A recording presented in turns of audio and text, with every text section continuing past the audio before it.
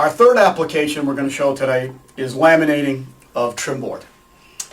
Trim board could be extruded in many thicknesses, many different widths. And what sometimes millwork people would like to do is to actually bond 1, 2, 3, or 4 dimensional thicknesses of trim board together to make one solid piece. As we saw with the baluster application, that's very popular. To laminate with DevCon's TrimBonder, it's very easy to do. It's one of the only adhesives out there at this point. Simply, the width of the board determines how many lines of adhesive we need. A rule of thumb is for about every 4 inches, you would need a bead of material about 3/8 of an inch high to actually wet out completely the board, making it laminate perfectly, which is most important. So I'm going to do a very hands-on type of application at this point to show you how easy it would be. You would take your mix nozzle, and obviously we'd have other types of mix nozzles, but run a bead as thick as you can completely down the board. There's also automated equipment available for you to do this. And simply apply the material. As you can see, it flows very nicely, and I'm just going very slowly to show you that bead.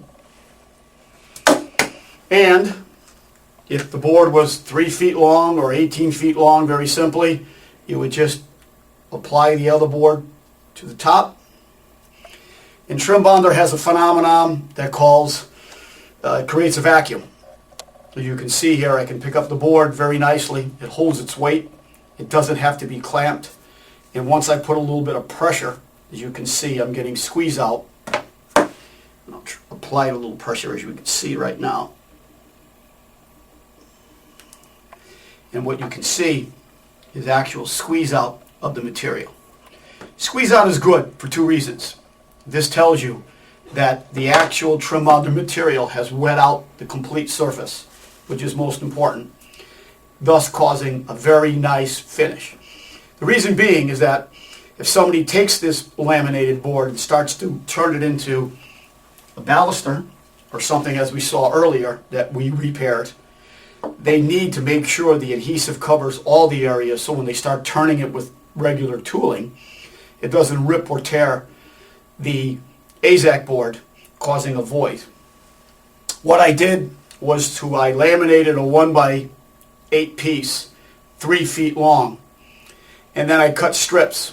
We cut strips completely out of it just to show how perfect TrimBonder takes up the gaps and the slight difference of thicknesses from one side to the other side of the AZAC board. You can see on both sides, other than seeing the saw cuts, the joint is taken up exclusively by TrimBonder. So it's gap filling, it laminates really nice, and in 15 minutes this board could be moved and cut, ready to go for the next process. That is what we are calling laminating of trim board.